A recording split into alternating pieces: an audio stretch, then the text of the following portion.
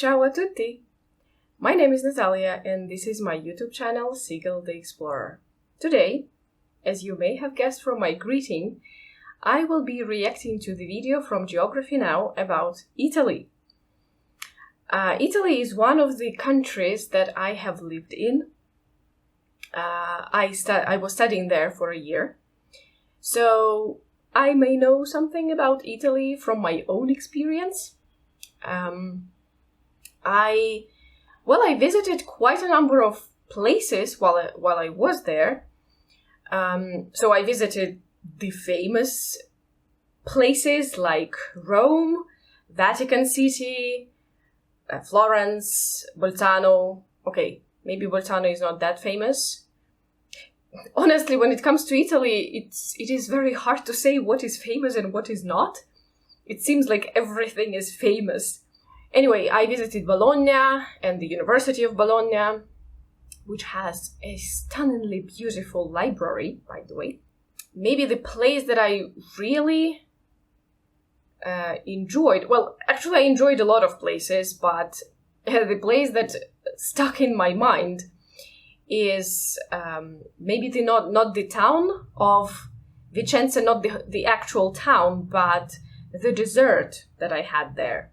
So the town has a beautiful park which has a lot of turtles in it, but also about the desert. So the cafe that I tried it in is located in the center I think it is on the central square of Vicenza.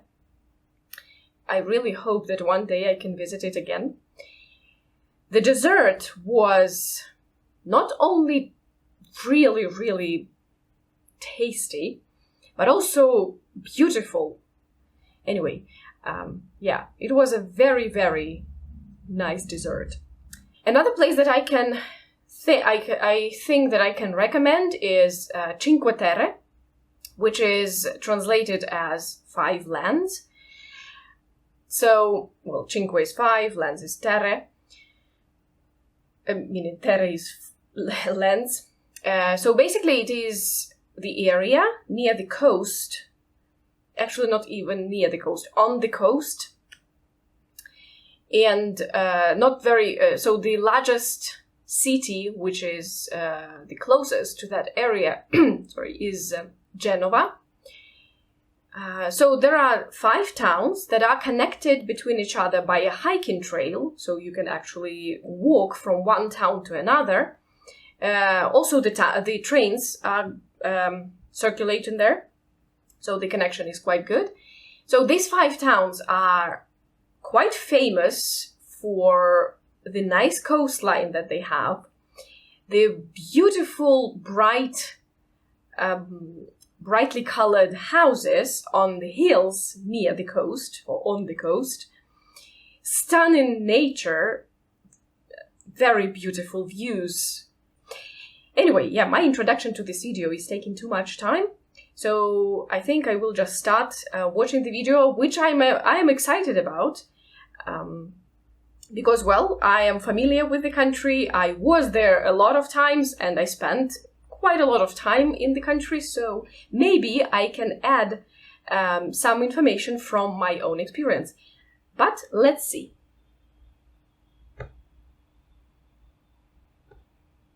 Well, I'm personally excited because today we cover the country where 1/4 of my heritage comes from, Italia. There is no such thing as a single type of Italian. People from Sicilia would almost need a translator to understand people in Veneto. Napoli looks incredibly different from Milano. And people from South Tyrol are like, warum sind wir hier? But for what it's worth, Italy has definitely made its mark. And today we jump in. Va bene?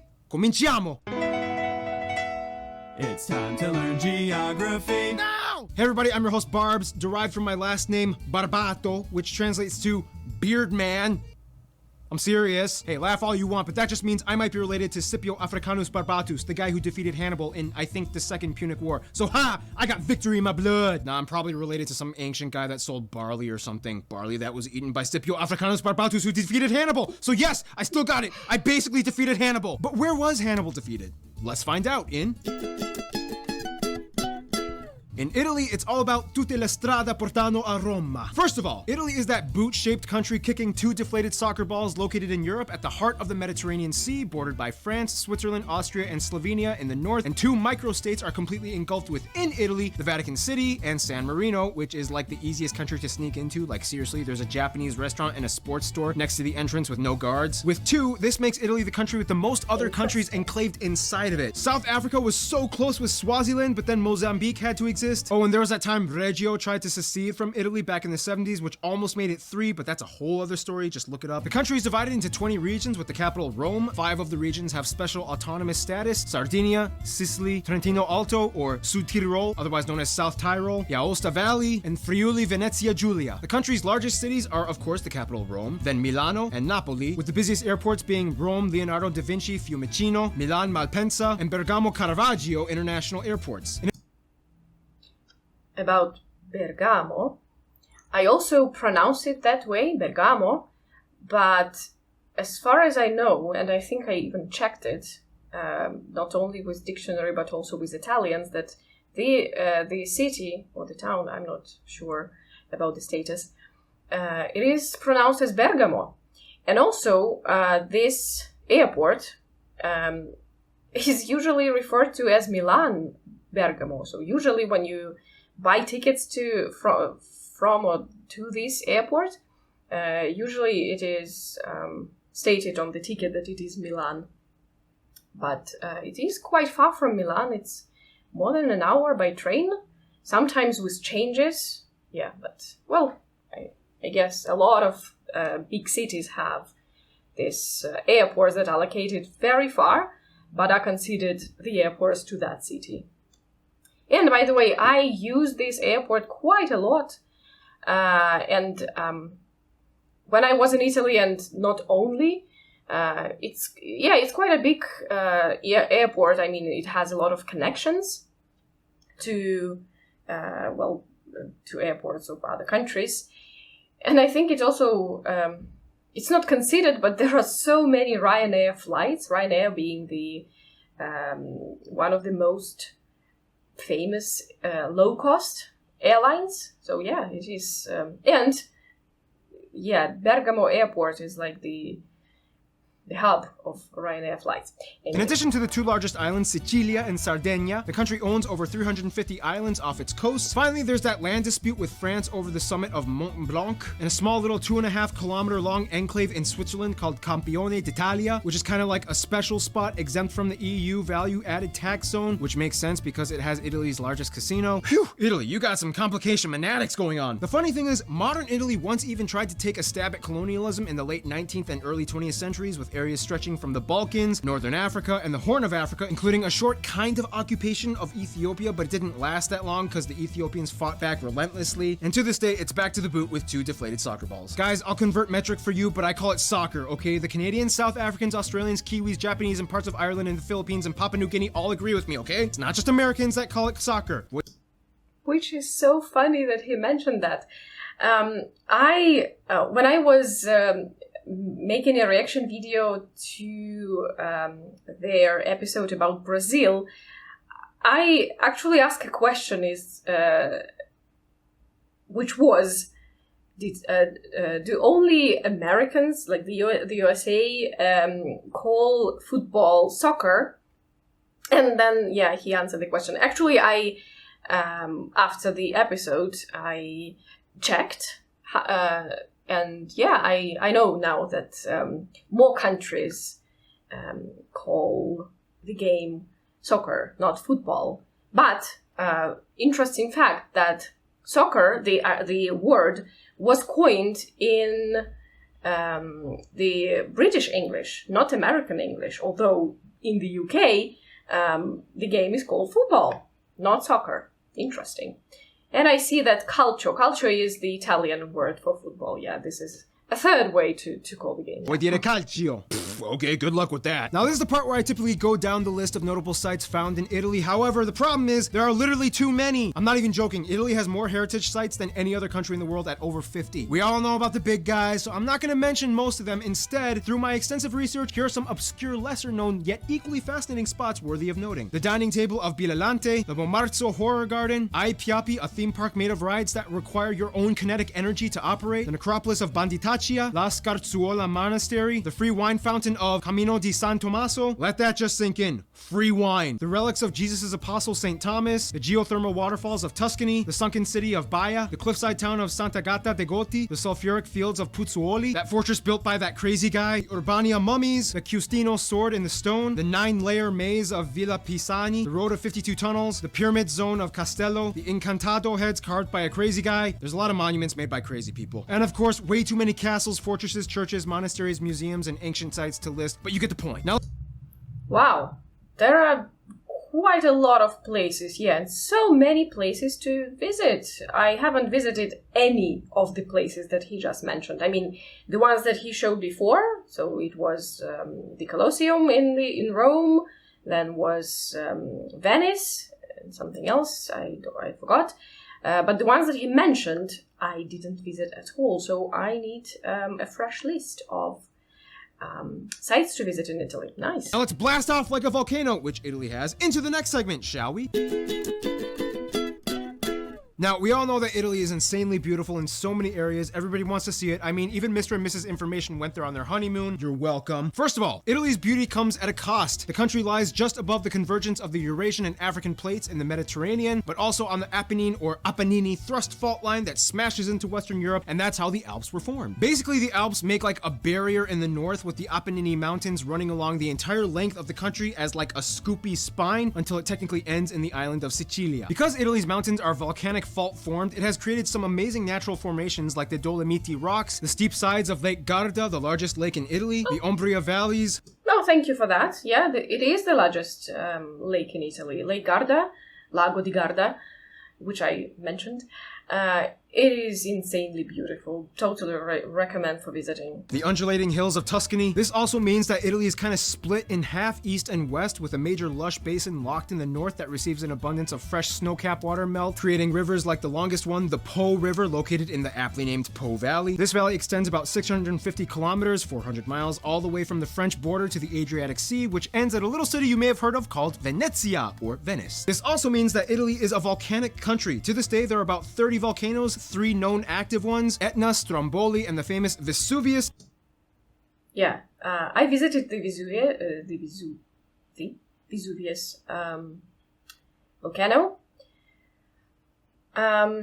Yeah, so it has been sleeping for some time. I don't remember for how long exactly. But yeah, it is considered an active volcano. And yeah, I guess a lot of people have heard about Pompeii, right? And it was destroyed in 79 AD. I visited Pompeii as well.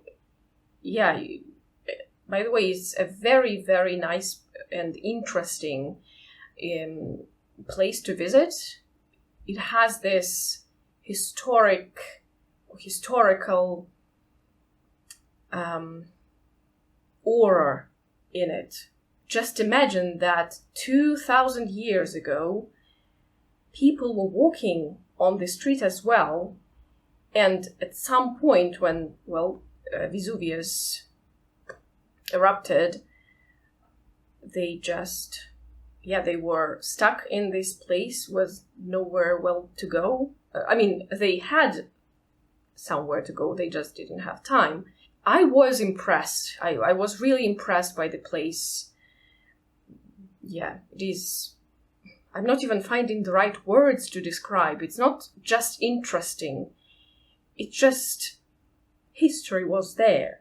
Anyway, near Vesuvius, the whole city of Naples, which is a big city. It's what was the second largest city in Italy? Third? And it is just there, and we see, by the way, from the picture from Vesuvius, there is Naples, and they just live there near the volcano, an active volcano. I have no idea how they do that, honestly. When I was staying there, I stayed there for maybe 3 days or 2 days, I don't remember. I was a little bit scared. I was constantly, well, maybe I am a paranoid, I am a paranoid person, but I was scrolling through news and like, okay, is Vesuvius still sleeping or not sleeping? Okay, that's okay.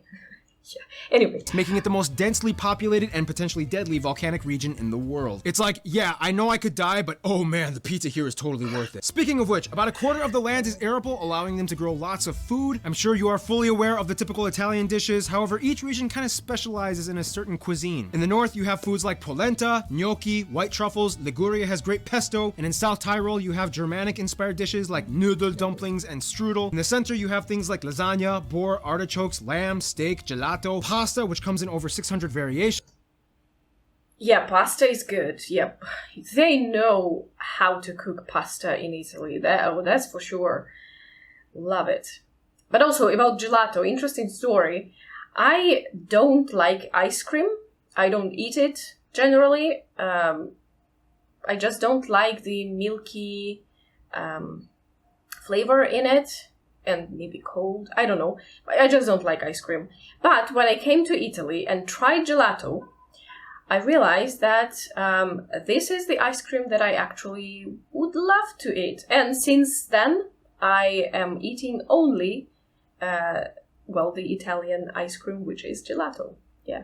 Indisputably, the best wine is in Toscana. The south is the pizza kingdom, and Napoli is like the capital. Sardinia is known for those cool cheese fritter dumpling things. Italy enjoys a mild Mediterranean climate, only snowing in the north and high altitude areas. Now, despite deforestation and pollution being an issue, and Venice flooding almost every year now, Italy is actually the most fauna biodiverse country in Europe, with over 57,000 species recorded. That's about a third of all European fauna. About 4,800 are endemic, like the Sardinian red deer, the Italian cave salamander, the Alpine marmot, Marsican brown bear, the crested porcupine, and the national animal, the Italian wolf. Otherwise, as the 8th largest nominal GDP in the world and the 8th largest exporter, Italy's economy is heavily driven off of industry and production, specifically in luxury items. Major world-renowned companies like Fiat, Lamborghini, Ferrari, Maserati, Ducati, Pirelli, Armani, and Versace, Dolce & Gabbana, Gucci, and Prada are key players in keeping Italy afloat. In many ways, there's kind of like a sense of class that's almost expected with being Italian. No matter how intense things may get, you don't just waltz in here with your shoes unpolished. Which brings us to...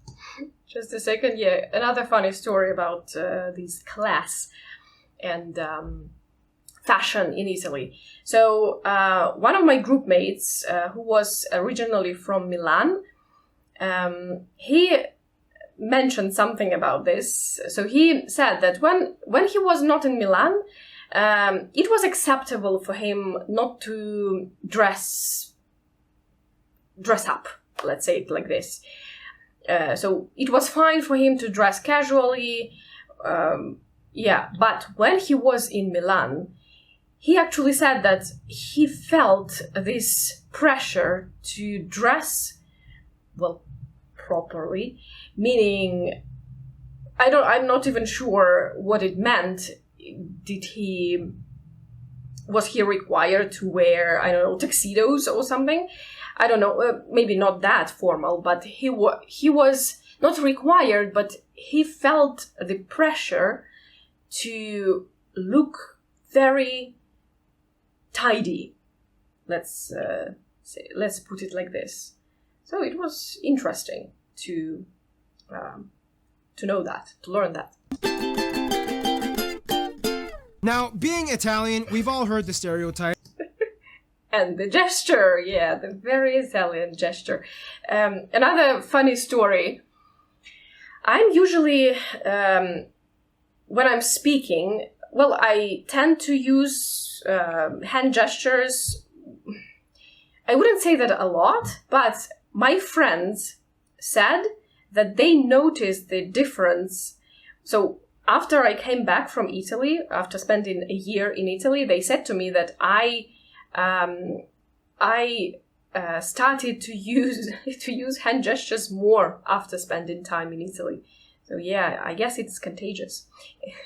Loud, passionate, hand-gesturing, bad driving, temperate, sensitive, clean freaks that never follow the rules. And as offensive as that may sound, it's kind of based off of truth, but with good reasoning. We'll explain in a bit, but first, Italy has about 61 million people in their country, and they are the third most populous country in the EU after the whole Brexit thing, and the sixth in all of Europe. Getting the exact ethnic makeup in Italy is a little difficult because Italy is a lot more diverse than you would think. About 92% of the country identifies as ethnically Italian, although keep in mind that's kind of a broad term considering how many different types and shades of Italian there are, but nonetheless Italian. Exactly. Whereas about 2% are Romanian, 1% North African, and the rest of the country is made up of a slew of global people groups, everything from Albanian, Eritrean, Chinese, and Ukrainians. They also use the Euro, the Type-C plug outlet, and they drive on the right side of the road. Now when it comes to Italy, it basically comes down to two things, North and South. Southerners like to jokingly call Northerners polentoni, based off of the polenta that they eat, and likewise Northerners like to call Southerners terroni, which I actually don't even know where that's based off of. My research kind of ended there. If you know, type it in the comments. Basically, the North is like where all the financial districts and stereotypical uppity, preppy people live, whereas the South is kind of like where the rustic, tough people live. Plus, you know, the South is kind of like mafia territory. Oh, come on, everybody already knows it. You have the Costa Nostra in Sicilia, 'Ndrangheta in Calabria, the Camorra in Campania, and the Sacra Corona Unita in Puglia. Don't worry though, if you visit as a tourist, you should be fine. It's not much of a big deal anymore. I mean, unless you start a mob war by yourself, nothing will pretty much happen. So, no starting mob wars, okay? Got it? Aww. There are so many different dialects and subgroups, like South Tyrol mostly speaks German, kind of. Aosta Valley speaks French, sort of. No, but seriously, the standard Italian language spoken and taught today is based off of the Florentine version of Tuscan Italian, which is kind of like an intermediate between the Gallo-Romance dialects of the north and the Italo-Dalmatian dialects of the south. This all happened because prior to Italian unification, the country was split between multiple kingdoms and states, each with their own semi-Latin based language, which made communication a little bit of a challenge. For example, in standard Italian, you might say di dove sei, but in Sicilian, di unisi, in standard, ciao, come stai, tutto bene, but in Venetian,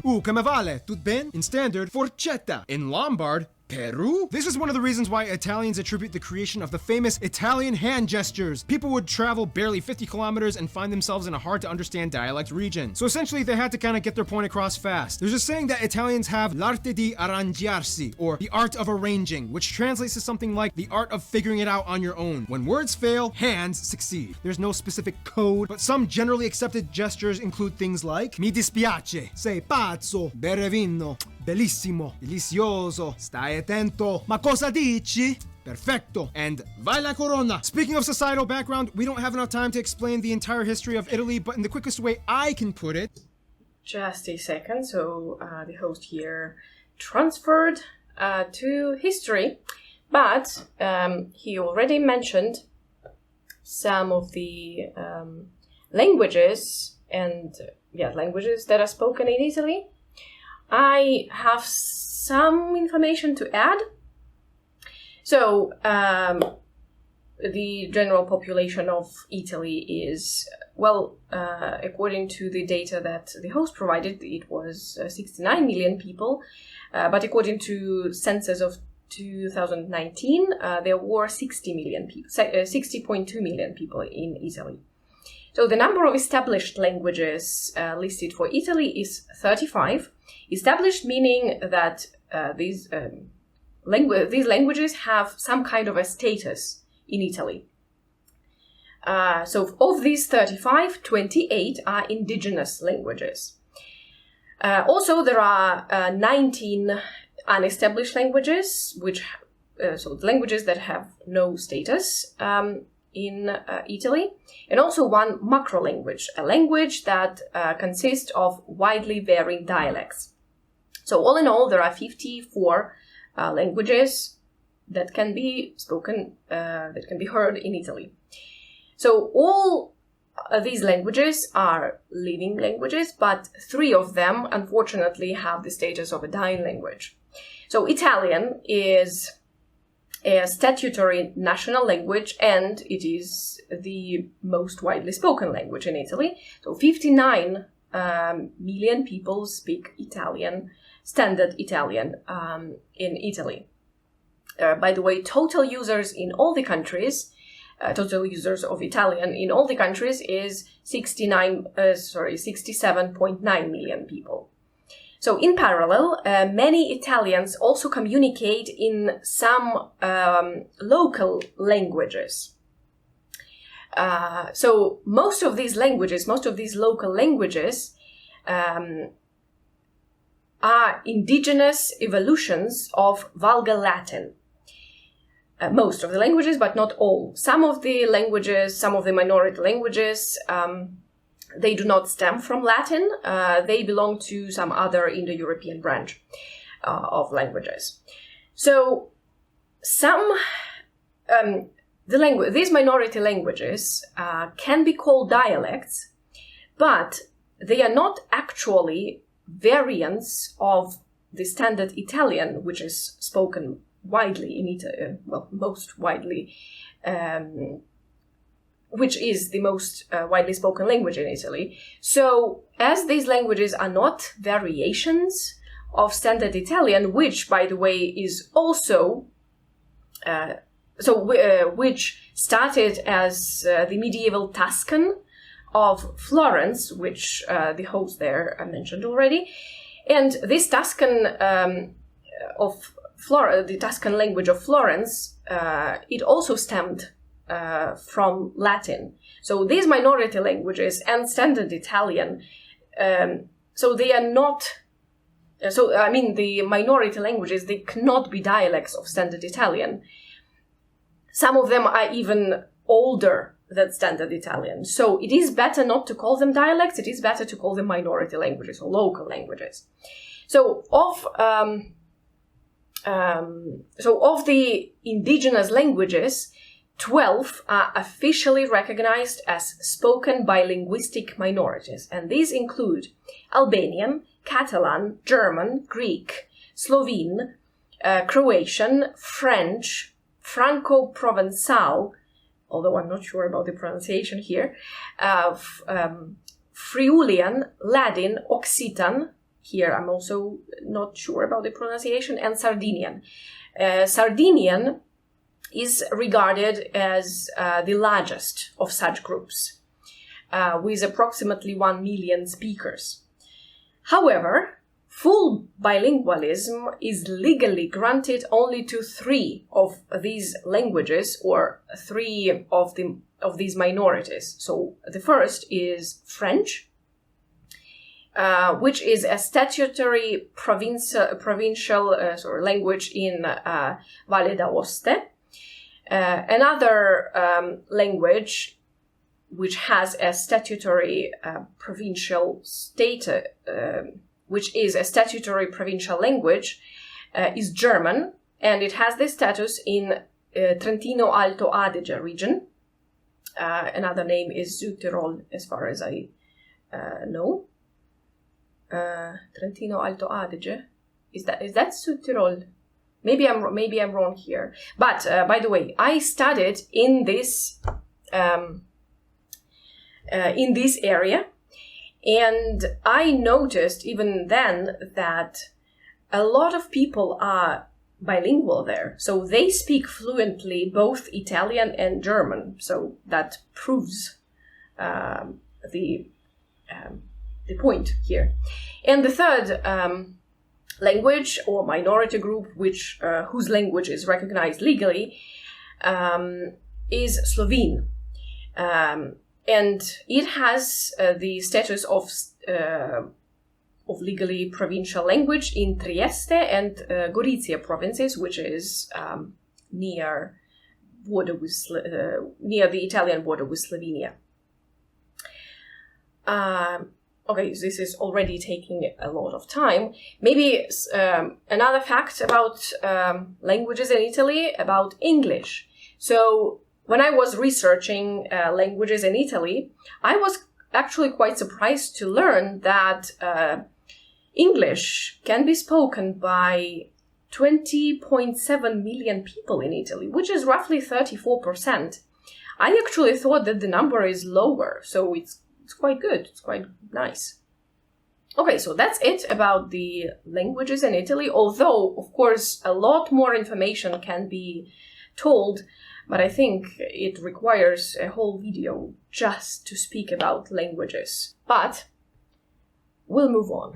Etruscans, Romans, Christianity, ridiculous amount of separate kingdoms and feudal states, barbarian invasions, Byzantines, medieval kingdoms, Renaissance, Napoleonic invasions, Sardinia, Piedmont unifies Italy after 3 independence wars, or 4 depending on who you ask. Mass immigration to other countries begins, World War I, fascism, World War II, resistance movement, after war, economic boom, 2008 crisis, which brings us here today. Basically, the epicenter of ancient Rome was here, hence the capital being named Rome. Speaking of which, even though the Italian monarchy ended long ago, there are still 2 descendants that still exist today acting as heir apparents. The Catholic Church has played a major role in Italy even to this day. Almost every single town has at least one church. About 88% of the country identifies as Catholic, however, only a third say they are active practitioners on a weekly basis. And one of the reasons why Italy has made such a universal mark is partially because between the late 1800s and early 1900s, Italy experienced a mass emigration in which over the years, around 25 million left. This is considered the largest mass migration of contemporary times. Suddenly you have new communities of Italians all over the world in places like Brazil, Argentina, the US, UK, and France. Oh wow, this video is running long and I didn't even get to talk about the deadly Calcio Florentino Game of Florence or the Santa Maria delle Grazie Snake Festival, Opera Pupi in Sicilia. So many cool things, but we gotta move on. Some notable people either from Italy or of Italian descent might include people like Cicero, Michelangelo, Leonardo da Vinci, Dante Alighieri, Niccolo Machiavelli, Donatello, Caravaggio, Galileo Galilei, Christopher Columbus, Amerigo Vespucci, Marco Polo, Niccolo Paganini, Giuseppe Garibaldi, Luigi Pirandello, Federico Fellini, Luciano Pavarotti, Andrea Bocelli, Umberto Eco, Sofia Loren, Valentino Rossi, Roberto Baggio, Monica Bellucci, Silvio Berlusconi, Enzo Ferrari, Donatello Versace, Giorgio Armani. Mainstream American artists of Italian descent might include so many stars like Frank Sinatra, Robert De Niro, Al Pacino, Sylvester Stallone, Leonardo DiCaprio, Steve Buscemi, Quentin Tarantino, Ariana Grande, Lady Gaga. Even Nicolas Cage has some Italian in him. Again, Italian people have such a strong and solid history and culture, but what does the rest of the world think of them? And what do they think about their neighbors? Well, that brings us to...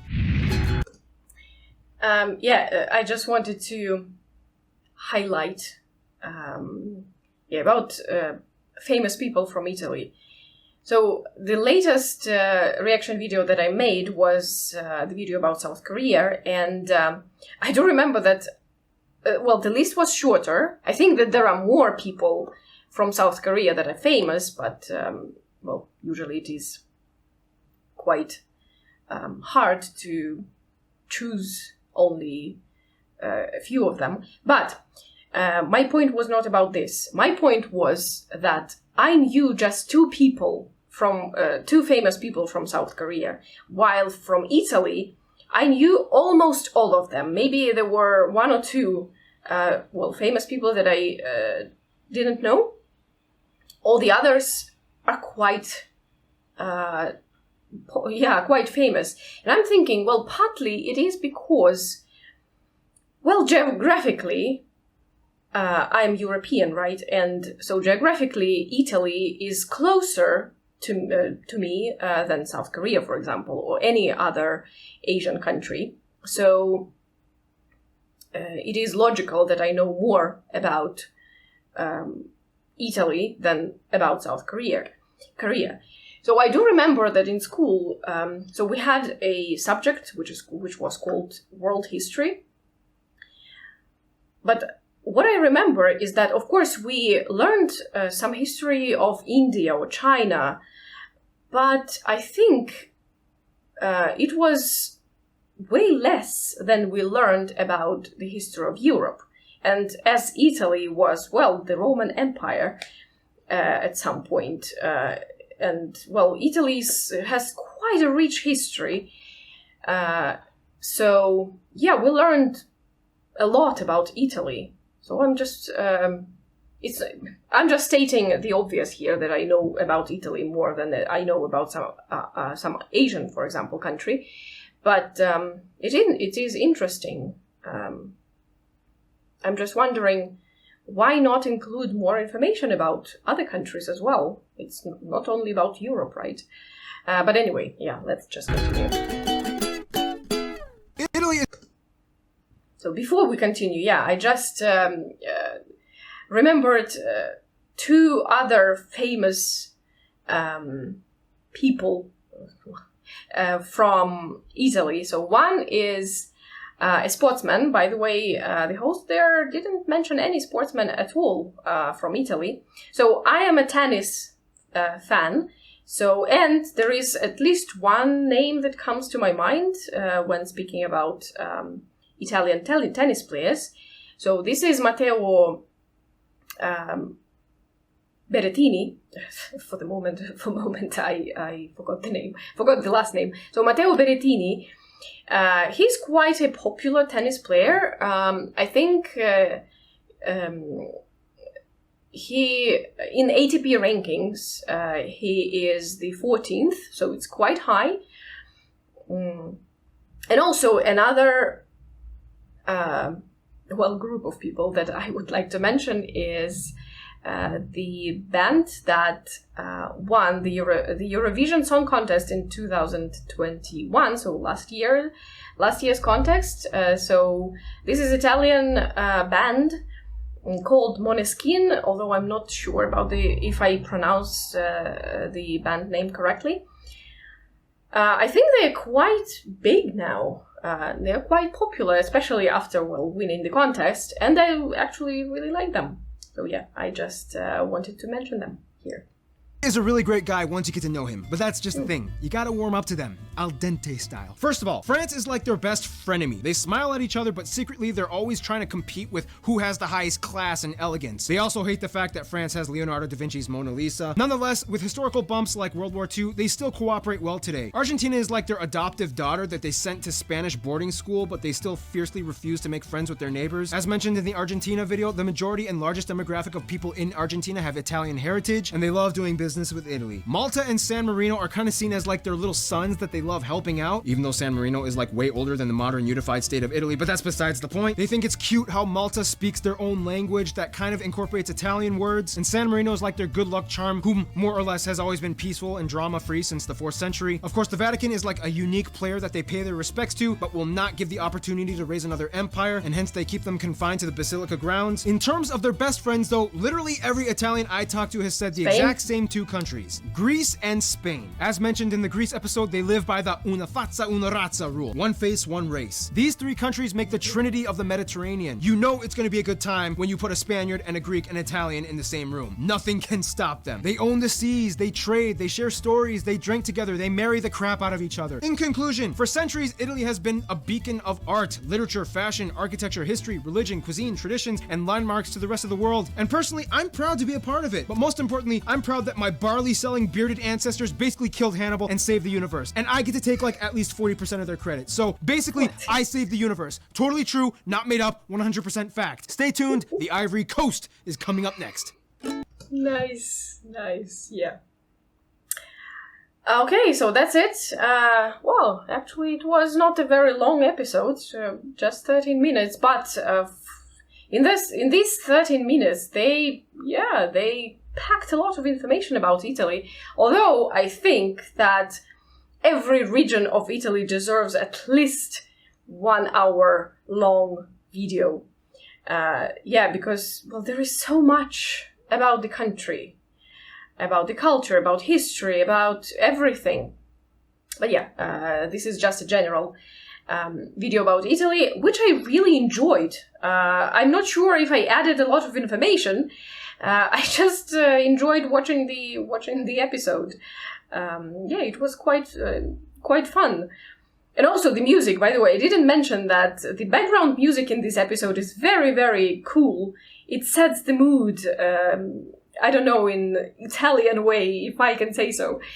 Anyway, I enjoyed very much watching this episode. I can say that it is one of my favorite, maybe the favorite, I don't know. I'm just wondering how what Italians think about this episode. Thank you the host, thank you everyone who made the episode. That was a good episode, that was a great episode, I would say. And thank you guys for watching me reacting to this episode. I hope you enjoyed it, and I hope to see you guys in my next reaction video. Bye!